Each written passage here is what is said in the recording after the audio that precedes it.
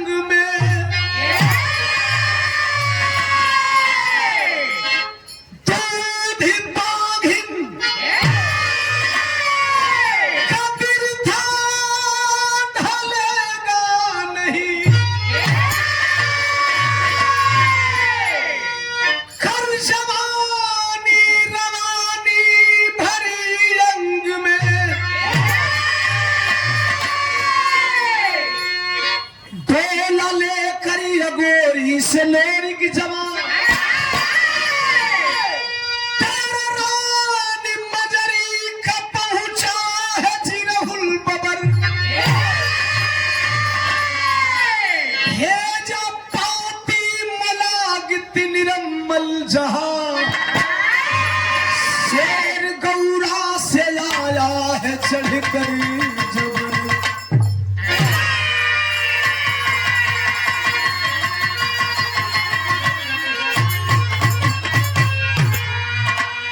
बिरहा में एक लाइन को वारी लगता है बड़ी पुरान अंदाज हमार बा आओ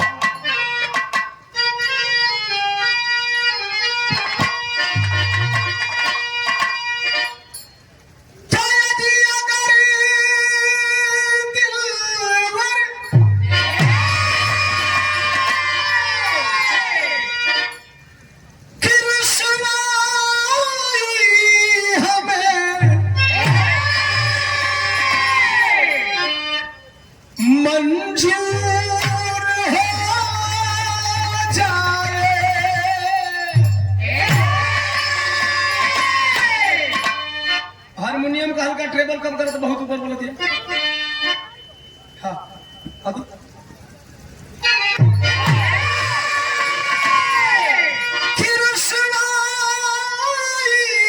हमें मंजूर हो जाए अरे सनम तू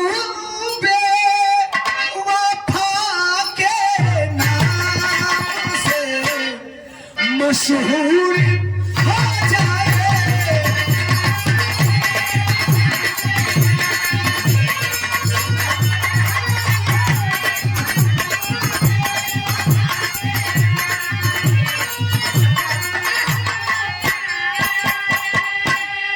बाकी तमाम सम्मान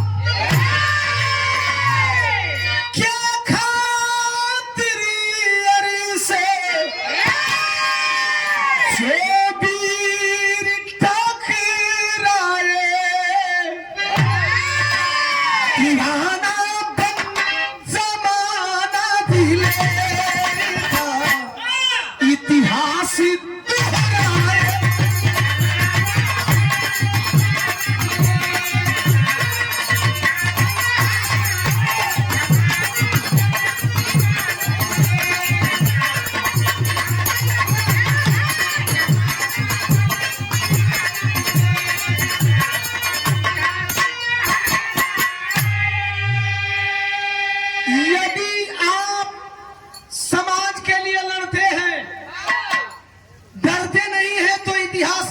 लिखा जाएगा और कदर लोग आपकी करेंगे यदि आप समाज के दुश्मन हैं।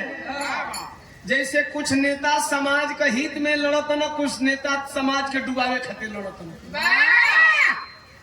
तो जे समाज खातिर लड़ता वो समाज का हीरो हमेशा रही और जे समाज खातिर नहीं खेल लड़त अपना पद खातिर लड़ता आज नहीं तो कल समाजों के परख ले। एजे से बिरहा कहानी चालू हुई मास्टर कैसे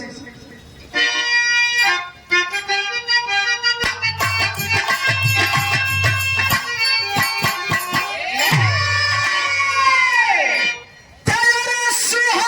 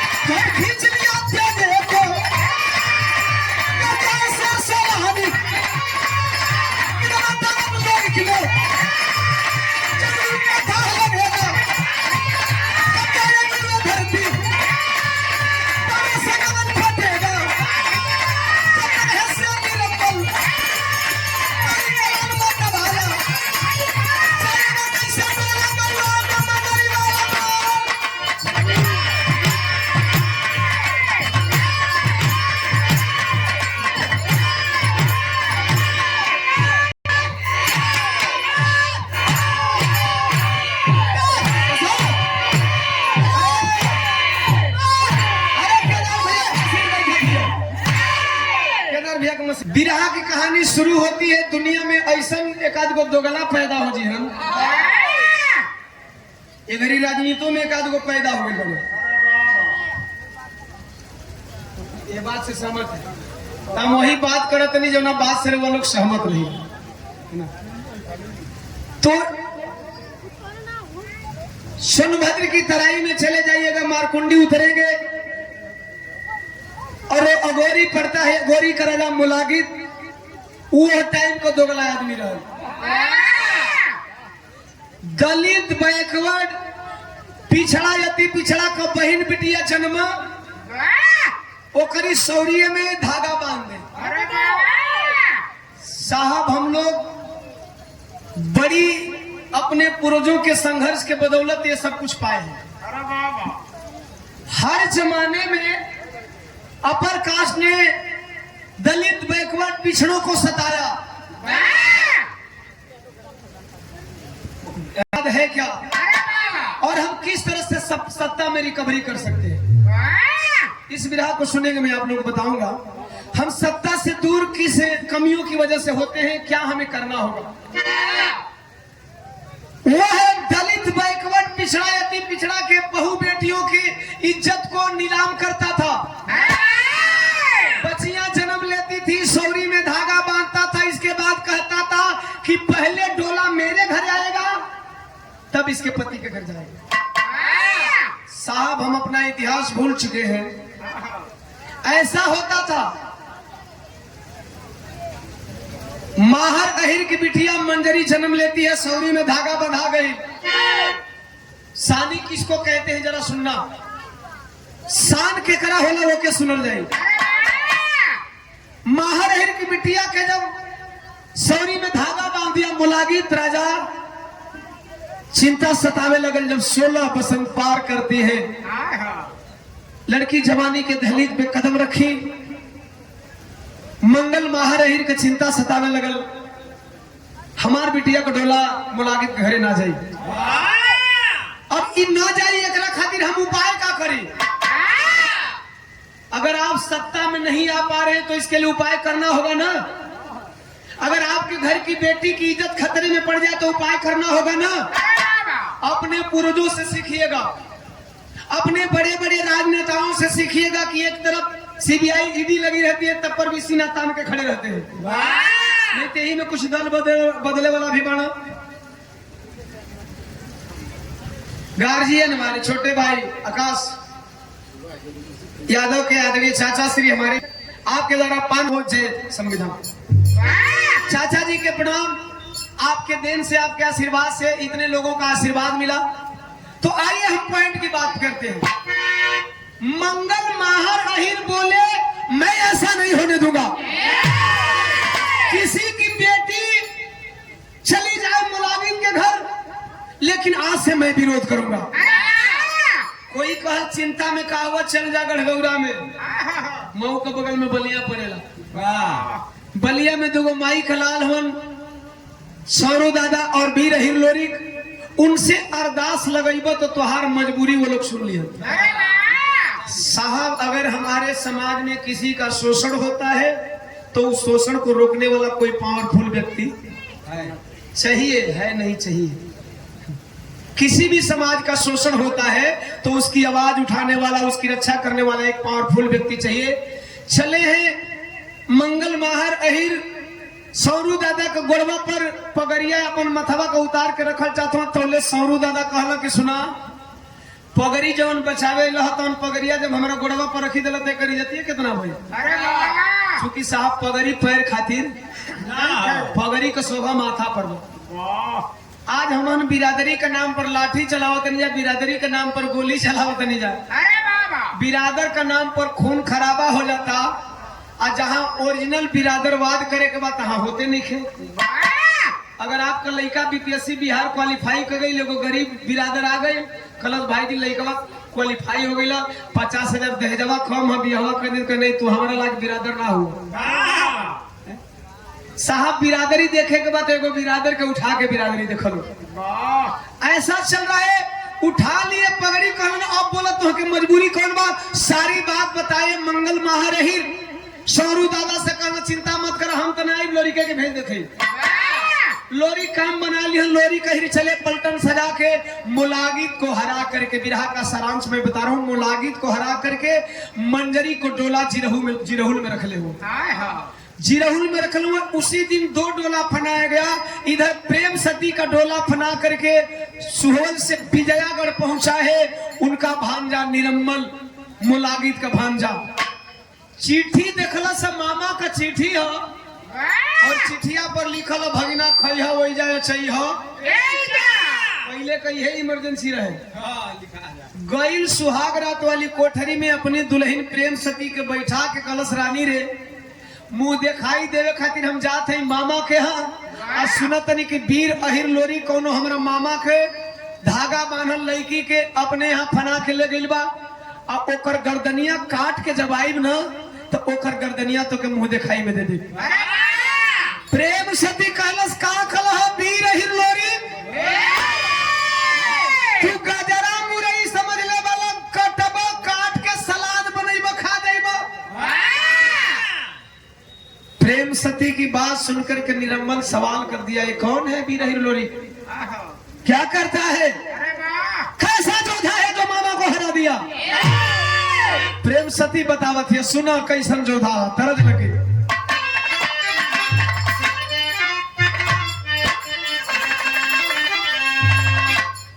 तरजिया ही है बायो को बढ़ी में का तरजबा की झाझर मड़ौआ जन छवई हाय बाबा हो लागे शुरू जावा के जो तू हो। प्रेम सती कहलस कि अरे जे करा तेगा में तेज ए दुल्हा कि अरे तजे करा तेगा में तेज दुर्गा भवानी के बा, जे करा तेगा में तेज दुर्गा भवानी के बा, ऐसे सावरिया जइबा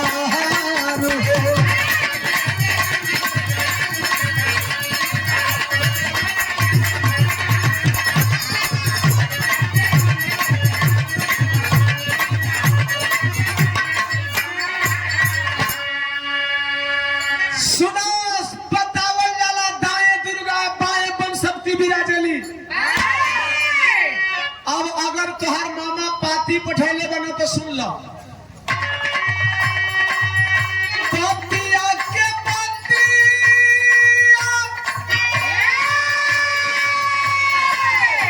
भुलाई जा तू सैया,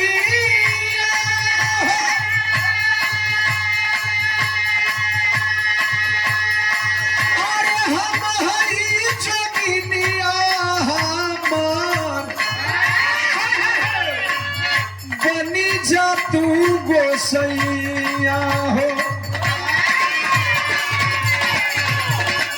कवनो भरोसा नहीं ना जवानी के बा, कवनो भरोसा नहीं ना जवानी के बा, एकरा के साथे लगू जवानी।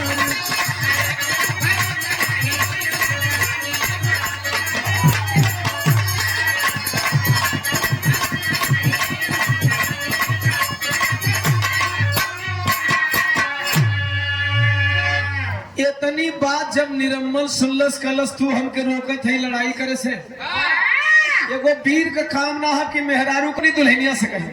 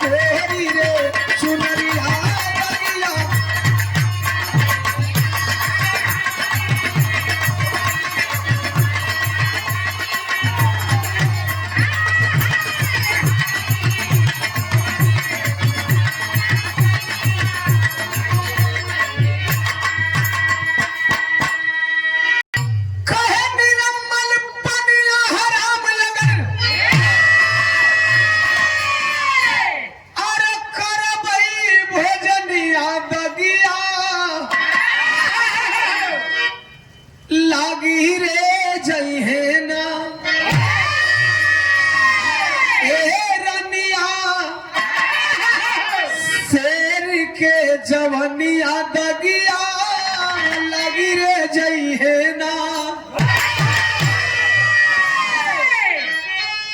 कहल मरद के पानी जाई तलरण में लुटाई कहवा देखाई मेरा मिया आया पर मेरे काई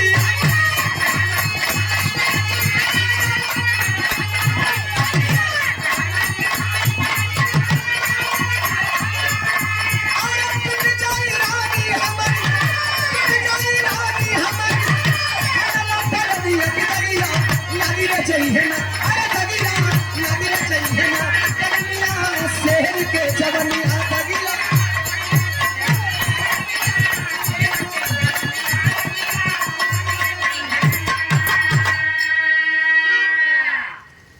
कल दुल्हनिया नहीं मन बता जा नहीं मन बता जा जवान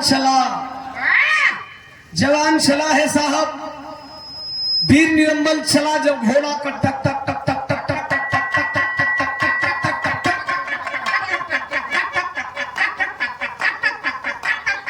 घोड़ा हो सन के खैचड़ भैया ढेर दूर से आवा था भैया खैचड़ हो ना घोड़ा का सुनी मंजरी रोने लगी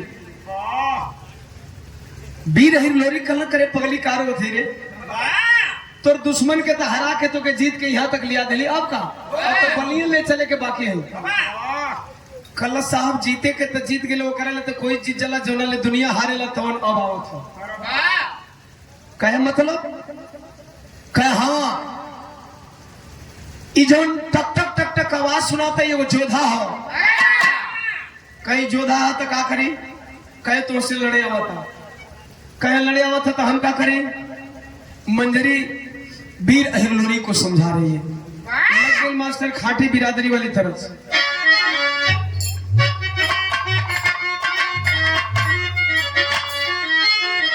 तनी वो बढ़ा लखरिया लोरकी अम्मा मजा ना दी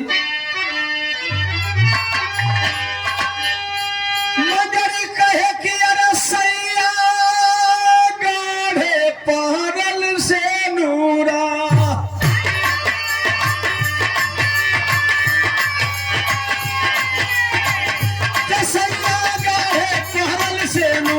सुहागा हो जीरा विधना नहीं लिखल भागिया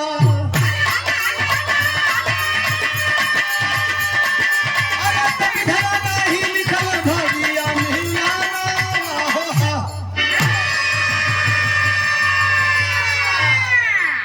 लोरी कहलों की अच्छा तो तू इतना चिल्ला थे रो थे तो हम का करी रे कह दिया यार डोलावा छोड़ी भागो दूल्हा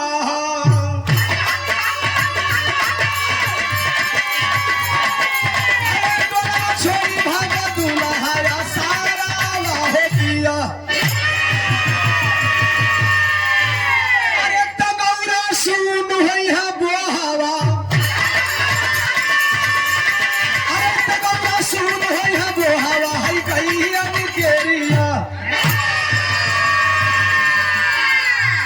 साहब दुल्हन का मुंह देखल भुलाई जा यहाँ तक लिया दिल कुल खानदान बिरादरी अहिरानी का सम्मान रख लेला अब तू अपने यहाँ जा हमके मुलगिता के लेके जाएगा कहे भी रही लोरी करे पगली तोर बाबू हमारा कहे तोर इज्जत बचावे का ऑफर लेके हम तो कैसे ही जाए दी आवे ते जवन होई तवन देखल जी ललकारा वीर निरंबल बिरहा में तेरी का भाव लगे अरे तरैनिया दुर्गा हाकर लथिया लागल चोट सर के मस्कल लगी जवनिया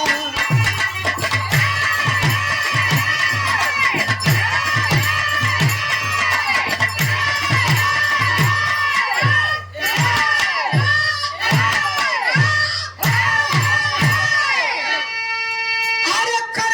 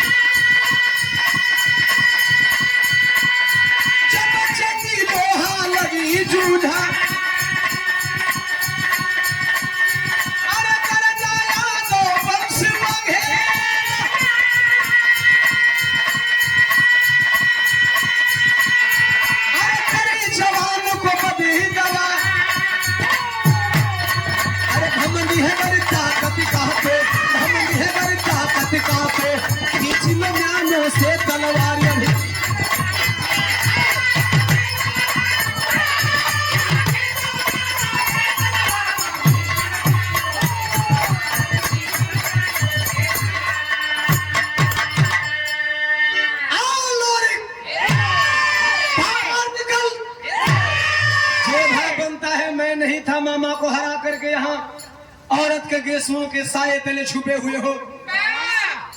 वीर अहिर लोरी गुस्सा में लाल कलम मंजरी अब जाए दे बर्दाश्त नहीं सावक मार चले हैं। जब दोनों तरफ से तेगा चलने लगा, जब तेगा चलने लगा मास्टर साहब तरज बदल गई।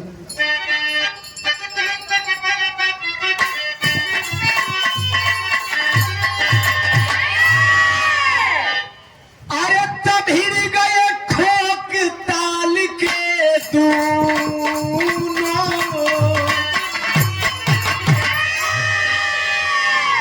अरे तब हिर गए खोक ताल के दूनों, शर तूफानिया हो समर में मरमर का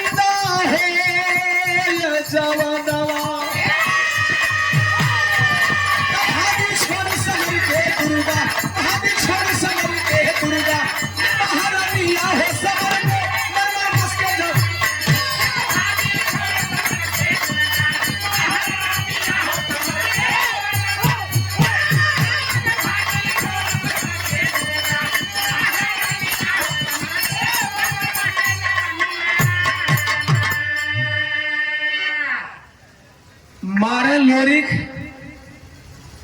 जंग में दोनों वीर एक दूसरे से पीछे नहीं हटत हमन साहब, एक दोनों वीर एक दूसरे से पीछे हटने का नाम नहीं ले रहे थे। जंग लड़ते लड़ते गुस्सा आ गई लोरी को और वीर ही लोरी गर्दनिया काट दिलन। और जब गर्दनिया कटलन ए पंच लोगन, वीर ही लोरी अपना जश्न मना रहे कि मैं तो जीत गया।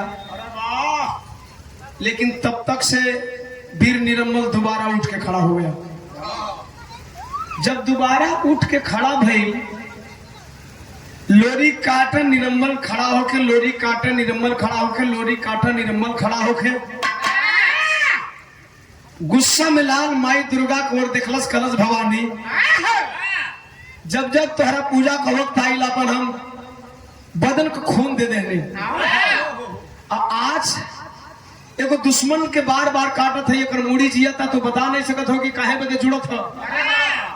कहे बेटा तू नहीं समझोगे ना, ये बार बार तुम्हारे काटने के बाद भी जुट जा रहा है। एकर प्राण ईवीएम में बसा था।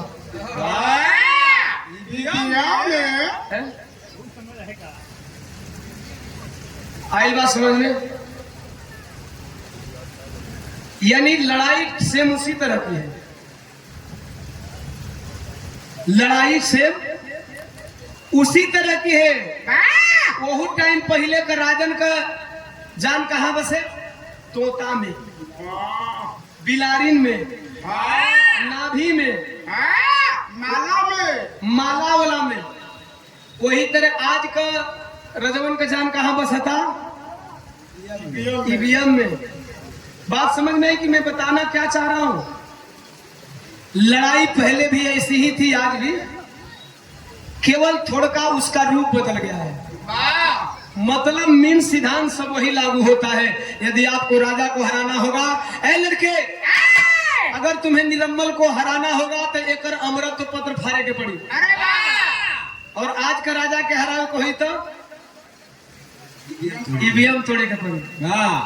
लगा था कि लड़ाई सेम है। आप और हम हमेशा लड़े हैं और हमेशा धोखा करके ये लोग सत्ता पे काबिज हो जाते हैं। जब लग रहा था कि बैलेट का जमाना था, धीरे धीरे आप सत्ता में आ रहे, तब तक से ईवीएम आ गई।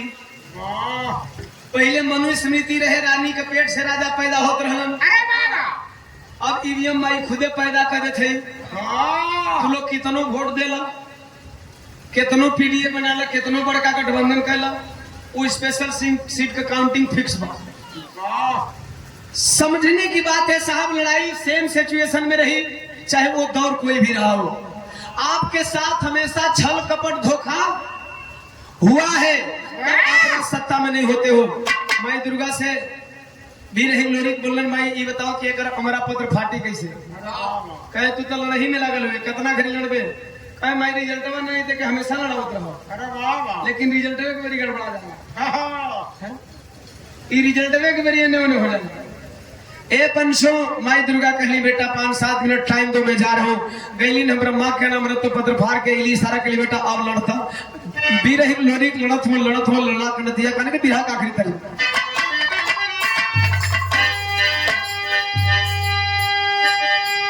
तनिए को बढ़ा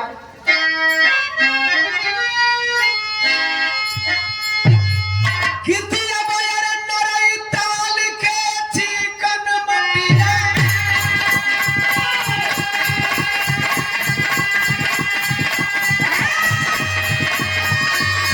नरई ताल के चिकन मटिया, जहां से पर्वत पहाड़।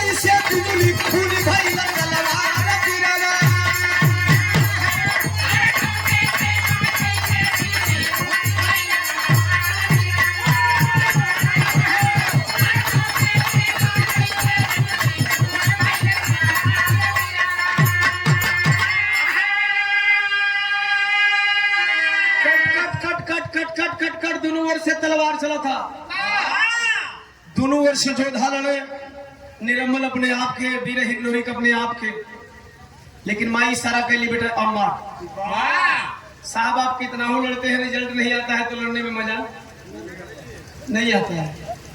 एक जमाना रहा जे क्रिकेट का शौकीन हुई, कितनों रन बना ले कौन देश साला जीत जा ऑस्ट्रेलिया। वाह याद है वो जमाना, एडम गिलक्रिस्ट, रिकी पॉन्टिंग, मैथ्यू हेडन वाला, जेसन गिलेस्पी वाला, कितनों कोई, हाँ ब्रेटली, हाँ मैगरा सैगरा, आपको नाम बता। वो जमाना था कितना कोई रन बनाए साला वही जीतते थे। आज बाकी कितनों गठबंधन बना ले साला ईवीएम वाला जीता था।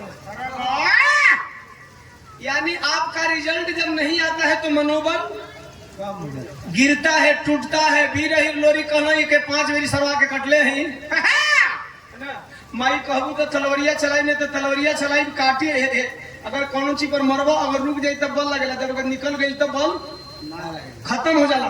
काटब तो माई बलवा खत्म हो। ये बतावा कि सही में मारी कि नहीं मरी? माई दुर्गा इशारा कली कि सुन मार। अरे तवल शेर बघेला गौरावा,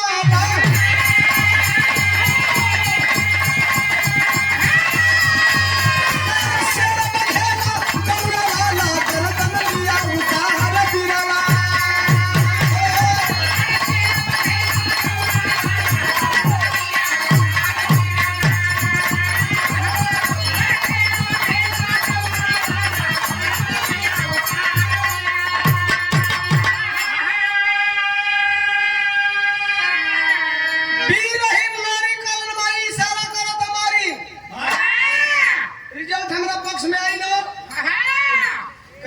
ईवीएम तोड़ के आई है, वाह अब ओरिजिनल रिजल्ट आई। हाँ अब एक पोल ना दिखाई अब एग्जिट पोल ना दिखाई और ओरिजिनल रिजल्ट आई। तू पहले खींच के मार तो सही।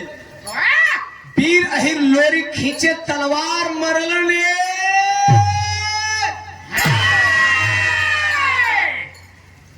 2 मिनट सुस्ता के तक तो सरवा उठी रही ना, तब बेईमानी रही तब न उठी। वाह ईवीएम टूट गई तब अब कहाँ ले दी? जब ईवीएम टूट गई तो अब ओरिजिनल पोलिंग गिनाई है ना, और जब ओरिजिनल पोलिंग गिनाई तो फिर तो जेकर ज्यादा बहुमत वो जीते। गौर करना साथियों, मेरे कहने का मतलब ये है कि हमारे पूर्वजों ने इसी तरह की लड़ाई लड़ी जो लड़ाई आज आप लोगों के सामने है। जो लड़ाई आज आपके सामने, हमेशा हमारे backward Dalit SC ST OBC minority समाज के लोग एक होकर के अपने दुश्मनों से लड़ाई लड़ी। लेकिन सवाल यह है कि दुश्मन कामयाब इसलिए हो जाते हैं कि एक जुटता है तो एक टूटता है, एक जुटता है तो एक टूटता है। आप कई गुच्छों में बटे हुए हैं और आपका दुश्मन पावरफुल इसलिए है कि वह एक गुच्छा में बदला हुआ है। आपको इस बात को सोचना होगा। इस बिरहा को गाने का मेन मकसद यही था। लेकिन अब जब गर्दन कटल तो कभी कभी जोधा बहुत ईमानदारी दिखाते हैं। और मैं बता दूं कि हमारे Dalit backward SC ST OBC minority Bharat के मूल निवासी योद्धा हमेशा ईमानदारी दिखाए। वीर अहिर लोरी कहे कि वीर था, योद्धा था, बड़ा ईमानदारी से लड़ा, पल से लड़ा, लड़ने में मजा आया। इसकी डेथ बॉडी को इसके घर में सही सलामत पहुंचा दिया जाए। आज तक देखा तेरा देश में कैसन कैसन बयानबाजी होती, सिद्धांत नहीं रह गया। राजनीति का एक सिद्धांत होता है, राजनीतिक कटाक्ष होना चाहिए साहब, लेकिन कटाक्ष राजनीतिक ऐसा न हो जो कि किसी के परिवार पे हमला बोले। वीर अहिर लोरी को उस मरी हुई बॉडी को, कटे हुए सर को और कटी हुई धड़ को उस घोड़े पे ला दिए। घोड़ा वापस आया। पहले पशु का आहट से आदमी जान जा कि पशु का बोला था। घोड़वा का पैरवा पड़त पड़त प्रेम सती समझ गई अब हमारे पति दुनिया में नहीं रहे। जाए के रोवत है कलश मनावत रही ना, मत जइहा जातो बड़त एक दिन बिताएला। वीर अहिर लोरी कोनो कायर पुरुष ना हो, आखिर वीरगति को प्राप्त हो गए ना। वही घोड़वा पर बैठल मरलस साबुक फिर चलल जिरहुल को। जब जिरहुल की तरफ पहुंची है, वीर अहिर लोरी को देखती है। कलश वीर में आपकी ईमानदारी से खुश हूं, आपने वीर का जो सम्मान किया है, मेरे पति को सही सलामत आपने मेरे घर तक पहुंचाया, तो मेरी भी इच्छा है कि आप जैसे वीर के हाथों में जलकर मर जाऊं। क्योंकि मेरे पति नहीं रहे तो मेरी जिंदगी का कोई मतलब नहीं है। एक चिता मेरे पति के लिए जला दीजिए, एक लगा दीजिए और एक चिता मेरे लिए। दोनों चिता पे एक तरफ मरा हुआ निरंबल और एक तरफ जीवित प्रेम सती बैठी है। चिताओं में अगिया लगाने से पहले प्रेम सती कलश की जब अगिया लगाते हो तो हमसे कुछ मांग ला, बड़ा खुश है तुम्हारी ईमानदारी पे। कहा थी खड़ी लग गई।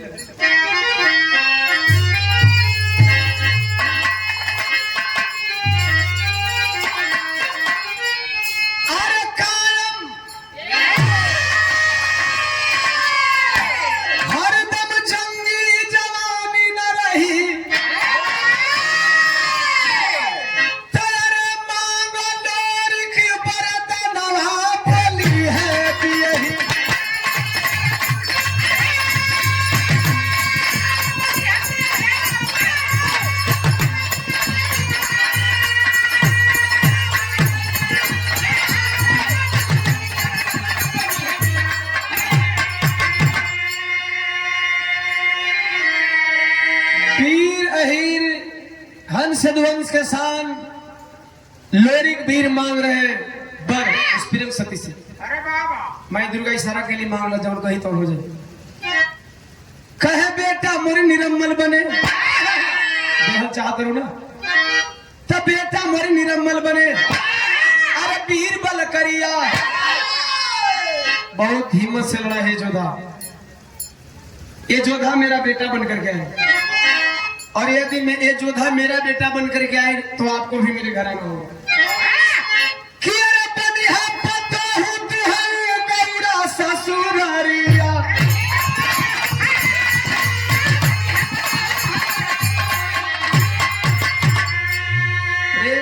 बोली तथास्तु, आप जैसा चाह रहे हैं वैसा ही होगा। अरे बाबा मैं आपके घर में बहू बन करके आऊंगी और मेरा पति आपके घर में आपका बेटा बन करके आएंगे। वही निर्मल का पुनर्जन्म होता है, दूसरे जन्म में वीर अभोरी के रूप में जन्म लेता है और प्रेम सती राजा काशी नरेश की बिटिया कोलेसिया के रूप में जन्म लेती है। तो पिता का पिंडा लोरी अहिर का पिंडादान कराने जब अभोरी जाते हैं तो काशी नरेश को हरा करके प्रेम सती को जीतते हैं। प्रेम सती को जीतते हैं तो विरह का आखिरी श्राप, अरे पंचो कायम कल युग में निशानी रही,